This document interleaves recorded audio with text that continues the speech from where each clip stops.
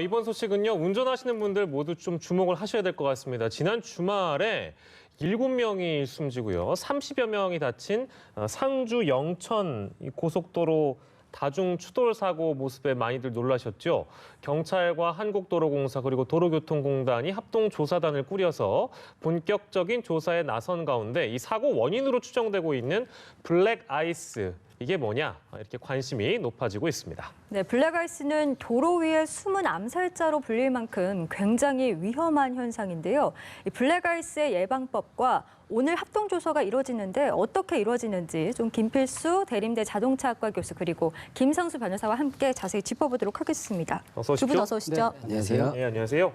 자, 이게 물론 이 상주 영천 고속도로도 그렇고 기존의 블랙아이스로 관련된 사고가 굉장히 많이 보도가 됐고, 특히 오늘 저희가 언급하고 있는 이 사고는 굉장히 많은 분들이 이제 피해를 입으셨기 때문에, 근데 이게 조금 특이한 점이 비슷한 시간대에 조금 떨어진 곳에서 연이어 발생했다고요? 그런 지점이 있습니까? 네, 맞습니다. 이게 1년에 또 이런 다중추돌 사고가 여러 차례 보도가 됩니다. 그런데 예. 이번 사건 같은 경우에는 2km밖에 안 떨어진 상행선과 하행선에서 네. 사고가 각각 발생을 했고 네. 두 사고 모두 다 20중 추돌 이상이 발생을 하다 보니까는 예. 이렇게 좀 관심을 모으고 있는 부분인데, 이게 기사들마다 조금씩 이 피해 사례라든지 예. 이런 부분들이 조금 달라서 제가 소방 당국의 공식 브리핑 내용을 조금 말씀을 드리자면, 예. 이 사고가 이제 첫 번째 사고가 14일 새벽 4시 44분경에 경북 상주에서 영천고속도로 이 상행선에서 21중 추돌 사고가 발생을 합니다. 네. 그래서 사망이 6명, 부상 14명이 발생을 하고, 그리고 두 번째 사고가 이 2km 떨어진 하행선에서 22중 추돌 사고가 발생을 하고 사망이 1명, 부상이 18명, 이렇게 해서 총 사망 7명, 부상 32명이 발생한 굉장히 큰 안타까운 소식이라고 할 수가 있는 사안입니다. 네. 그렇다면 왜 이렇게까지 끔찍한 사고가 발생을 한 건지 그 당시에 사고 그 운전자의 목소리를 저희가 담아왔습니다. 함께 들어보시죠. 브리키를 밟으니까 내 차도 막 그쪽들 브리키도 풀렸는 거라고. 지 맘대로 막 실 쑥으로 보고 막 튀어나오고. 그렇지. 나와서 보니까 전부 얼음이라 이거. 전신 다 얼음.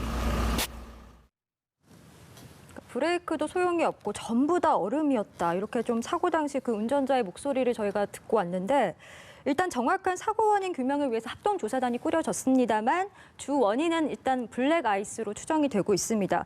도대체 블랙아이스가 어떤 현상이길래 이렇게 끔찍한 사고를 막지 못한 겁니까? 아까 말씀하신 바와 같이 도로 위의 암살자, 도로 위의 함정, 갖가지 명칭이 다 있습니다. 그만큼 이 운전자가 인지하지 못할 때 사고가 발생한다는 뜻을 가지고 있어요. 예. 검은 얼음이라는 뜻이거든요. 예. 그러니까 이게 얇은 이 수분이 얼면서 그 부분들이 이제 시커멓게 되다 보니까 운전자가 전혀 인지하지 못하고 미끄러지는 현상입니다. 따라서 예방 차원에서 조치할 수 있는 방법도 쉽지 않다는 게 문제인데, 예. 이번 상주 지역 같은 경우에는 이 전날 밤에 얇게 비가 좀 내렸습니다. 예. 내리고 아침에 영하 1.5도에서 0도 쌓이니까 얼기 아주 좋은 조건이었거든요. 특히 이제 새벽 4시경 같은 경우에는 이런 블랙아이스가 형성되기 가장 좋은 지역인 뭐 교량위라든지 응달진 지역인데, 예. 마침 이 두 건의 사건이 모두 다 교량위입니다. 그러니까 블랙아이스가 만들어지기 가장 좋은 조건에서 예. 이 사고가 연달아 발생을 했다, 이렇게 볼 수가 있고요. 예. 특히 이제 블랙아이스 같은 경우에는 아까도 인터뷰에 나오고 있지만은 실질적으로 제동거리 자체가 워낙 길고요. 예. 우리가 일명 볼링핀이라고 얘기를 하거든요. 예. 이 돌아갈 때 자기가 어떻게 돌아가는지 모를 정도로 예. 아주 굉장히 무서운 사건이고요. 또 제어 능력이 상실되기 때문에 더더욱 추돌에 의해서 생기는 사상자가 높다는 게 하나의 특징이라고 볼 수가 있습니다. 예, 이 블랙아이스에 대한 설명을 해주셨는데, 그러니까 나중에 저희가 뒤에 블랙아이스에 대한 위험을 좀 피할 수 있는 방법을 여쭤보겠습니다만, 그 전에 네. 물론 이제 내용이 좀 연관될 것 같아서 추가적으로 드리는 질문입니다만, 아까 블랙아이스가 형성되기 아주 좋은 조건이라고 말씀해 주셨잖아요. 그 네. 조건을 조금 뭐 좀 짧게 정리를 해서 말씀해 주시면 좋을 것 같아요. 네, 일단 전날 비가 수분이 상당히 좀 있어야 되는 조건이 좋습니다. 비가 네. 있고요. 예, 그다음에 이제 밤에 영하로 떨어졌다가 아침에 영상으로 바뀌는 상태가 굉장히 위험합니다. 왜냐하면 예. 얼은 상태에서 얼음이 있는 상태보다도 도리어 약간 녹으면서 위에 수분이 있는 경우에 더 미끄러지기가 쉽거든요. 그렇겠네요. 그러니까 이른 새벽 같은 경우나 예. 이런 경우가 상당히 좋은 조건이고, 예. 또 해가 늦게 올라오는 그늘진 지역이 많습니다. 예. 더욱이 이 교량 같은 경우에는 밑에도 찬바람이 지나가기 때문에 아. 일반 땅 위보다도 얼음에 대한 조건들이 훨씬 더 얼기도 좋고 녹지가 않는다는 거죠. 네. 예, 예, 그래서 예. 이런 지역은 진입을 또 터널 출입구도 마찬가지입니다. 예, 예. 출구나 아니면 입구 같은 경우에 산 위에서 내려온 물기 같은 것들이 바닥에 예. 젖어서 이게 영화로 반복되면서 얇게 얼어버리고요. 예, 예. 또 블랙아이스가 왜 시커멓게 보이느냐면은 매연이라든지 각종 먼지 찌꺼기들이 모이면서 얼음하고 섞이다 보니까 예. 아스팔트색을 띠고 있어요. 아. 그러니까 운전할 때 똑같은 운전 상태니까 예. 곡선 구간 진입을 하게 되면 바로 미끄러지면서 제어가 안 돼서 예. 제일 무서운 것은 중앙선 침범을 하면서 차가 돌아가 서 있을 때입니다. 예, 예. 이때 반대 차선에서 차가 오게 되면 대형 사고가 유발된다고 볼 수가 있습니다. 그렇겠네요. 네. 진짜 이게 도로 위에 암살자라는 표현이 딱 맞는 건 게 이게 표현도 참 사실 무시무시하거든요. 그런데 이게 얼마나 치명적인지 또 그 사고 통계가 보여준다면서요. 네, 맞습니다. 이 경찰에서 2013년부터 2017년까지 5년 동안의 겨울철 교통사고 7,236건을 분석한 결과가 있습니다. 네. 이 결과에 따르면 눈길 사고로 인한 사망자가 186명인데 이것보다도 훨씬 많은 4배 가까운 706명이 네. 이 빙판 사고를 포함한 블랙아이스 사고로 인해서 사망을 했다는 소식이 있기 때문에 예. 아무래도 이게 눈길 같은 경우에는 눈으로 볼 수가 있기 때문에 네. 조금이라도 대처가 되는 부분이 있지 않습니까? 네. 그런데 이 블랙아이스 같은 경우에는 정말 미끄러질 때까지도 알 수가 없고 그 이후에는 정말 말씀하신 것처럼 볼링핀처럼 이제 제동을 할 수가 없기 때문에 예. 그런 좀 사고가 크게 나는 것이 아니냐 이런 이야기가 나오고 있고 이에 대해서 계속 오랜 기간 동안 사고가 발생을 하고 있는데 예. 어떤 조치를 취해야 되는 것이 아니냐라는 이야기가 다시 한번 나오고 있는 상황입니다. 그렇군요. 자, 오늘 제일 중요한 부분입니다. 이거 어떻게 피해야 되나요, 교수님? 피하는 방법이 있습니까? 쉽지는 않습니다. 이 도로 위의 암살자라는 것이 내가 누구한테 죽는다는 게 모른다는 뜻이거든요. 예. 다시 말하면 어떤 지역에 블랙아이스가 있는지를 모른다는 거였기 때문에 네. 주로 전날 그 온도 기온 상태를 좀 많이 보면 좋고요. 아까 말씀드린 대로 네네. 교란이나 터널이라든지 그늘진 곳이라든지 예. 응달진 어떤 곡선고 같은 경우가 특히 많이 생긴다고 생각하시면 좋을 것 같아요. 예. 네. 그리고 되도록이면 새벽 운전을 되도록이면 안 하시는 게 좋다고 볼 수가 있습니다. 근데 간단한 얘기는 아니거든요. 예. 물류 쪽에 운송하시는 분들은 도리어 막히지 않는 새벽 시간대를 많이 많이 하시니까요. 이용하는데 네. 겨울철 같은 경우에는 더더욱 조심해야 된다 이렇게 볼 수가 있고요. 예.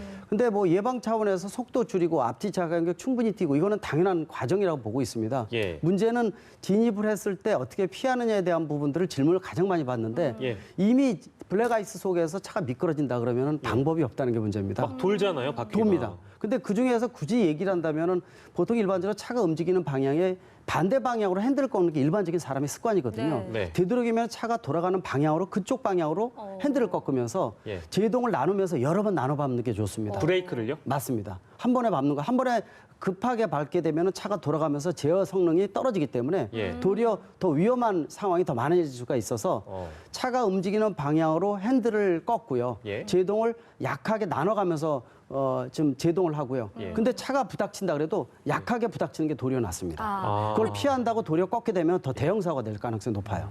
근데 보통 이렇게 운전을 할 때 좀 위험한 상황이 이제 직면을 하면 나도 모르게 브레이크를 확 밟게 되잖아요. 맞습니다. 그런데 지금 말씀하신 거에 의하면 브레이크를 살짝 밟아야 맞습니다. 된다. 왜 이런 나눠서 차이가 여러 번 있습니까? 밟아야 돼요. 그게 상당히 좋은 그 훈련인데 이게 간단한 부분은 아니고요. 네. 100% 10명 중에서 9명은요. 핸들을 반대 방향으로 꺾는 게 일반 습관입니다. 네. 그러다 보면은 차가 이 마찰 제동이 적어지면서 차가 돌아가고 그러면서 반대 차선으로 넘어간다든지 예. 더 대형 사고가 유발될 수밖에 없거든요. 예. 근데 물론 운전 방법도 중요하지만은 이 공기압을 적정 공기압이라든지 트레드라고 홈의 깊이가 어느 정도 있는 어떻게 보면은 마모되지 않은 타이어를 쓰는 것도 중요하고요. 네. 뭐 겨울용 타이어라든지 아니면 사륜구동이라든지 이런 것들도 조금은 도움이 될 수가 있지만은 예. 근본적인 도움은 되질 않고요. 예. 결국은 블랙아이스를 당하지 않게끔 미리 예방 차원에서 그런 지역이나 이런 것들 특히 이제 정부나 지자체의 역할이 그래서 중요합니다. 네. 미리 예방 차원에서 어떻게 해주느냐가 상당히 중요한 관건이라고 보고 있습니다. 제가 그 자동차 전문가는 아닌데 네. 그 풋 브레이크라는 게 있지 않습니까? 네. 그게 흔히 얘기하면 우리가